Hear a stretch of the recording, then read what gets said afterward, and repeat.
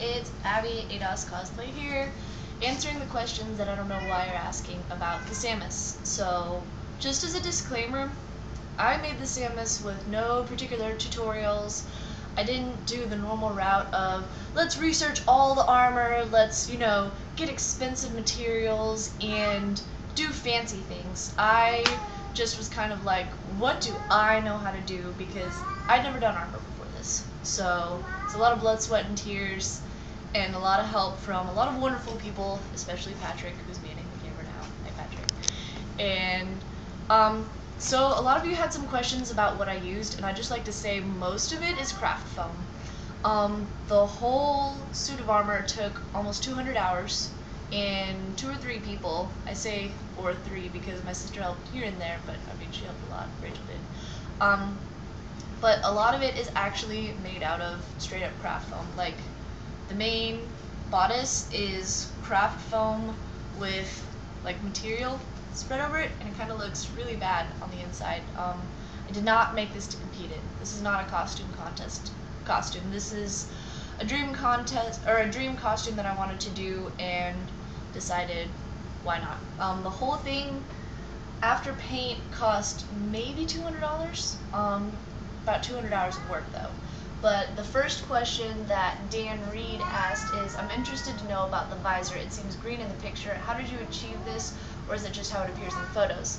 The visor of the helmet, I last minute forgot that I needed to order in green plastic, and I've heard that there's a lot of awesome places you can get it from online, but this was actually one of those page dividers that you get from an office supply store place, like the little slips. You slip the piece of paper in it, and it's that clear plastic, which is why it got dinged up so badly, and you can see it really bad.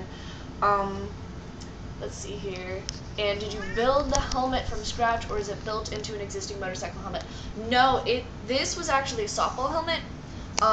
For the I played softball, so I cut the visor off of the front of it, and then I basically heated up a whole bunch of craft foam and spread it over the whole thing and tried to smooth out some of the seams that I used. And this is craft foam. This is all craft foam. There's a little bit, it looks really bad on the inside. That's my little light, and it has like a rave mode and stuff. This is an electrical wiring that's really, really stiff that I used, and then there's phosphate behind that, and this is actually a hose from a hookah. So I know it looks really, really bad from the inside, but I'm again going to stress that this is not for a contest, and I'm not a pro. And this was actually just poster board to cover the back of it.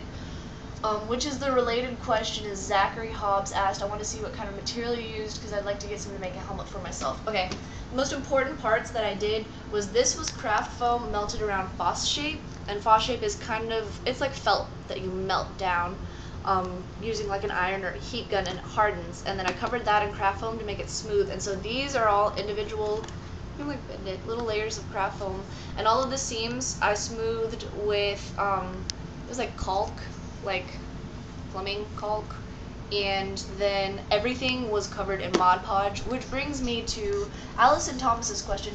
I want to know how you made everything so smooth and shiny. It was Mod Podge and really fancy paint.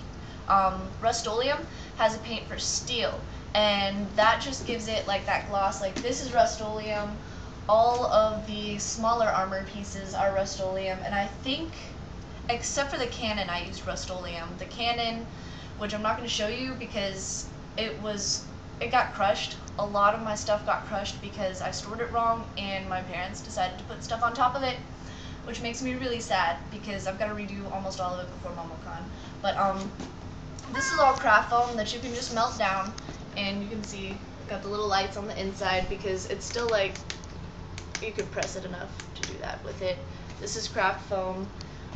This is all just coated in a whole bunch of Mod Podge. And the shoulders that everybody is asking me about, these were the biggest failure of the whole project. This is craft foam over the top. This is craft foam. This is phosphate that I then covered in craft foam. It takes a lot of craft foam to melt it down over it. I just had to like shape it all over that. This is more craft foam. Yeah, that I painted with not Rust-Oleum, and it's all cracking. But basically, I had this really weird setup where it's like the whole chest piece, which is also false shape, covered in craft foam. The chest piece kind of had these spikes sticking out of it, and then I would just, in theory, perfectly slide it down over my shoulder. And the problem with that is that I used, to connect it, I used different things like wires sticking out, and underneath it was corrugated plastic, and the whole thing just, it didn't support the weight of these. These are maybe 3 pounds each, but it was floppy. So basically, it all boils down to false shape, which is kind of expensive, but totally worth it in my opinion, because you get yards of it for like $14, but that's not bad.